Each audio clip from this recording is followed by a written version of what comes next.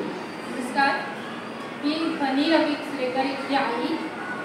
मला ना पहिला असा विचार होता की मुलांनी इंग्लिश मीडियममध्ये शिकायचं. इंग्लिश मीडियममध्ये मुलं शिकली की ती चांगली, त्यांची इंग्लिश प्रिपेअर चांगली होते.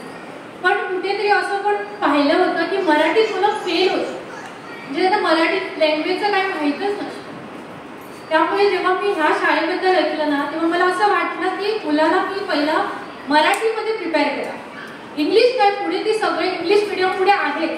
म्हणजे आफ्टर 5th मुलांना सगळे इंग्लिशच शिकतात. पण तिचं मराठी पण तेवढंच चांगलं व्हायला पाहिजे. पुढे इंग्लिश करेल ती, नाही असं नाही. आता तिला असं मी म्हणजे स्वतः पाहिलं असं की माझ्या नेबरची मुलं आहेत ना, ती सगळी इंग्लिशमध्ये बोलतात. म्हणजे काही पण छोटी पण गोष्ट अशी मागायची असेल ना तर ती इंग्लिशमध्ये मागतात. पण माझ्या मुलीला ते येत नाही. येत नाही ती समजतं. ती सांगते मला, मम्मी ती इंग्लिश म्हणजे काहीतरी असं सांगते. पण मला प्राऊड आहे की मी मराठीमध्ये तिला, ती मराठीमध्ये ते समजून घेते. मागायचं तिला माहित आहे, किती मागायचं, कसं मागायचं. ह्याच्यामधला डिफरन्स मला ह्या शाळेमधनं कळला. आता संदेश सर माझे सर आहेत, त्याने मला अजून पाहिलं नव्हतं, पण मी त्यांच्याकडे शिकले. त्यांना पण माहित असेल आम्ही 11-12 मध्ये पण इंग्लिश एवढं बोलत नव्हतो. इंग्लिश बोलतच नव्हतो. आमची पण ही कोकणी मराठी हीच होती लँग्वेज.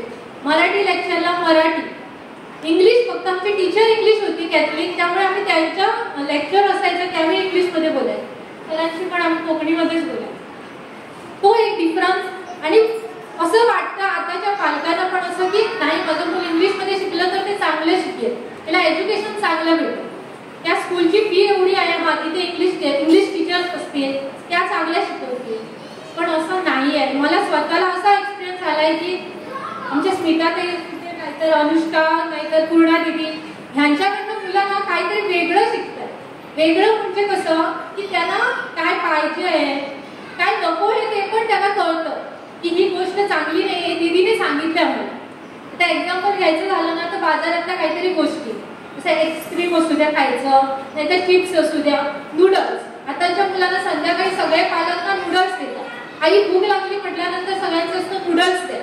पण माझी मुलगी सांगते नाही, मला दीदीने सांगितले नूडल्स खायचे नाही. ती अक्षर नाही आणलं तरी ती सांगते आपल्या मावशीला की नाही नको, मी नूडल्स खाणार नाही, मी केक खाणार नाही. मला टिफिनला रोज चपाती दिली तरी चालेल, पण मी असं काही नाही घेऊन जाऊ शकत कारण मला दीदीने सांगितलंय. पण हा डिफरन्स कुठच्या इंग्लिश मिडियमच्या स्कूलमध्ये नाही भेटत. अशा खूप गोष्टी आहेत जर बोलायला लागलं तर इथे 1 तास लागेल. पण मला खरंच असं बोलावंसं वाटत होतं, त्यामुळे मी आता 2 तासाची कामावरची ड्युटी म्हणजे माझ्या मुलासाठी, म्हणजे तिचा आता इथे लास्ट इयर आहे, मी सांगून आली की माझ्या मुलीच्या स्कूलमध्ये फंक्शन आहे, मला 2 तासाची सुट्टी पाहिजे. आणि मला माहीत होतं की कसं ना कसं अचानक का होईना मला काहीतरी 2 शब्द बोलायचे आहेत आणि तिच्या बोलून जाईल. म्हणजे मला असं वाटत होतं की आज सर असतील, आज त्यांना कळेल की माझी मुलगी इथे शिकते आहे. म्हणजे काय मला माहित नाही, पण मला असं एक प्राऊड फिलिंग होते की कुठेतरी आम्हाला या सरांनी शिकवलं, आज माझी मुलगी पण कशी ना कनेक्टेड आहे त्यांच्याकडे. तो खूप बरं वाटलं. आणि स्मिताताई इथे खूप आवडतं कारण टीचर्स असतात, मुलांना सगळ्या टीचरनी घडवलं. आम्हाला पण कितीतरी टीचर्स अशा आहेत त्या अजून आठवत आहेत शाळेतल्या. माझी मुलगी पण उद्या असंच म्हणेल की दीदीने सांगितलं त्यामुळे मी करणार नाही, आणि दीदीने सांगितलं म्हणून मी करणार. असं नाही की बाकीच्या दीदी आहे त्यांना मी हे करते आहे, पण मी पाहिलंय स्वतः ते किती एफर्ट्स घेत आहेत प्रत्येक मुलाला.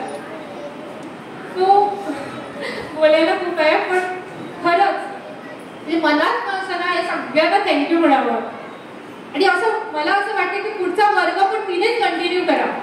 खरंच असं वाटतंय की 1ली ते 4थी पण अशा स्मिताताई सारखे टीचर्स असतील ना तर म्हणजे पेरेंट्स म्हणून मला कधीच वाटणार नाही की बाबा मी कुठेतरी कमी पडते. नाही, टीचर्स तिला करतात. So thank you sir.